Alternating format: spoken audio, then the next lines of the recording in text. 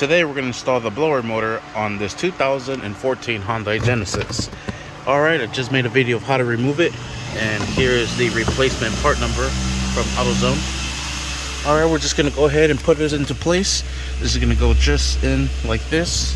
You can see it, how it sits up here. So we'll go ahead and put it in and use the 3 Phillips screws that we used to take off. Go ahead and use both hands for this. Alright, once you have it into place, just go ahead and secure all 3 screws. Alright, once you have everything secured, go ahead and connect the pigtail right up to it. Alright, and I noticed that with this one, it doesn't reach all the way. So what we're going to do is we're going to remove it from this little tab right there. You can use either a trim tool removal or a flathead to pry it out. And there it is, it's loose. Now that's giving us all the access that we need to get this over here. And there you have it. Now let's go ahead and give it a try. Go ahead and turn this on.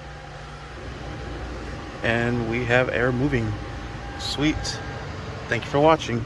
Please like and subscribe.